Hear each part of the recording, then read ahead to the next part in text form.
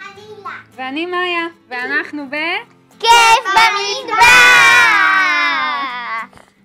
אני מאיה, נטורופטית ורבליסטית קלינית. ברוכים הבאים לעוד סרטון בערוץ שלנו. מה נכין היום? קיש בטטה! קיש בטטה טבעוני, בצק פריך כזה, מילוי עשיר מאוד קרמי. נתחיל מהבצק? כן! אוקיי, מה המצרכים שלנו לבצק? קמח קוסמין. קמח קוסמין מלא, אנחנו משתמשים בקוסמין. כשרוצים פריחות, קוסמין עדי, זירי צ'יה שהשרנו במים למרקם ג'לי, עם החומר המקשר שלנו בבצק. שמן זית. שמן קוקוס שייתן לנו קצת מרקם יותר חמאתי. נתחיל בבצק?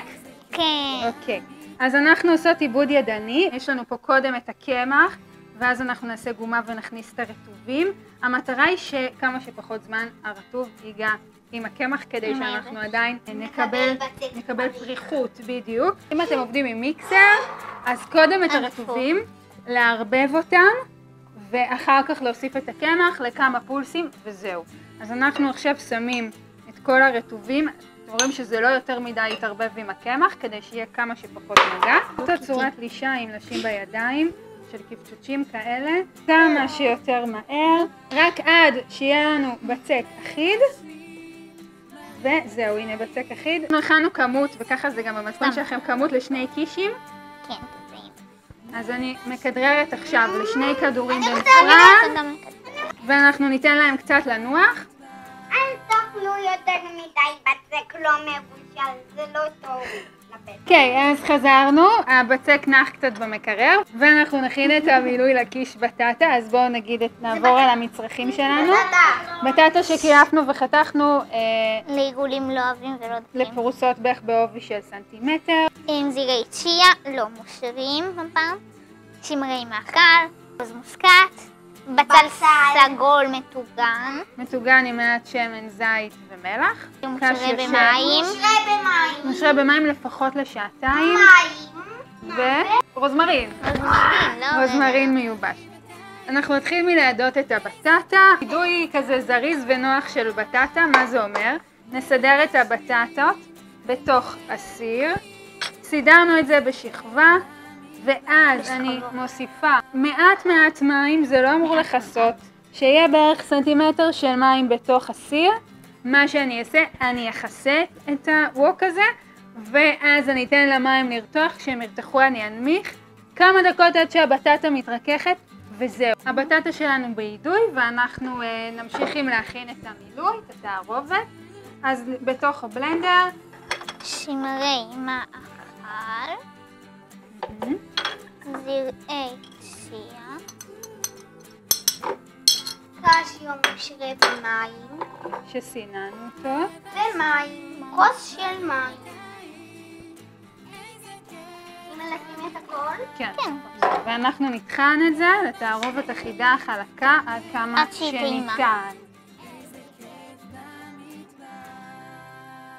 ואנחנו נלך לעבוד עם הבצק. בינתיים התערובת עומדת לנו עם הזירי צ'יה שנטחנו, כי כדאי שזה קצת יישאר מושרה בתוך הנוזל. הזירי צ'יה פה נותנים לנו את גם חומר שמקשר, והקשיו נותנים לנו מרקם קרמי ועשיר למילוי שלנו.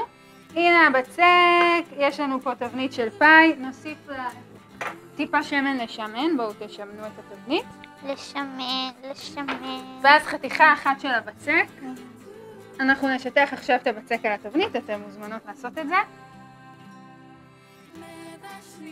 הכנו כמות לשני קישים, אז אופציה אחת זה להכין שניים ולאפות אותו ולשמור אותו במקפיא, או לעטוף את הבצק ולשמור אותו גם במקפיא כמו שהוא, ולפני שרוצים לעשות משהו עם בצק פריך, להפשיר אותו 12 שעות במקרר, ואז אפשר להשתמש בו.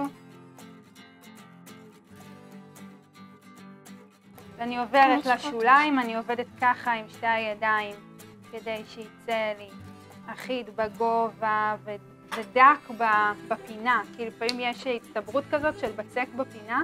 אופציה נוספת, וככה עובדים בקונדיטוריות ובאופן מקצועי, זה באמת לקחת עם הארוך, לרדד, לחתוך חתיכה של הבצק בקוטר, קצת מעל הקוטר של התבנית, ולהניח ולסדר.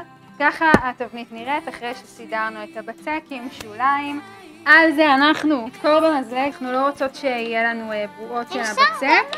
וזה, אבל כן, אבל אנחנו רוצות שישאר בצק גם, לא הכל עם החורים. ככה. וקצת כאן, וזהו, ואנחנו לדעתי סיימנו עם זה. טוב, הגענו לשלב שמרכיבים את הקיש. יש לנו את הבצק, עליו נשים את הבצל. קולה.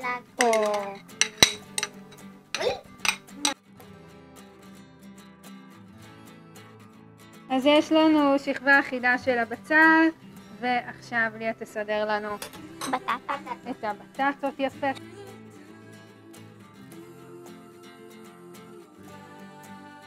מעל כל זה המילוי שטחנו בבלנדר, זה מה שנותן לנו את העושר הזה, ובאמת שהמילוי מרגיש עשיר ומרגיש קרמי, קצת מנערת שבאמת תיכנס לכל המקומות, ונגרד מלמעלה מעט אגוז מוסקת מעל הכל, זה מספיק, ומעט רוזמרין.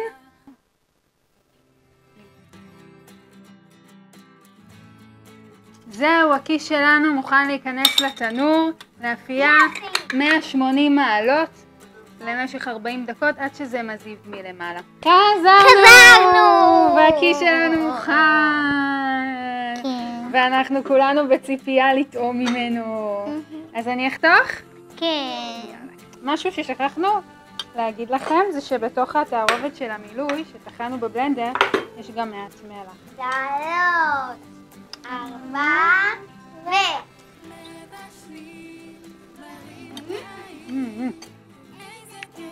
טעים. הבטטות מעולות, הבצק פריך, המילוי עשיר וקרמי, בצד למטה מתוק כזה. אז מקוות שנהנתם ושתכינו ותאכלו ונתראה בסרטון הבא. ביי ביי.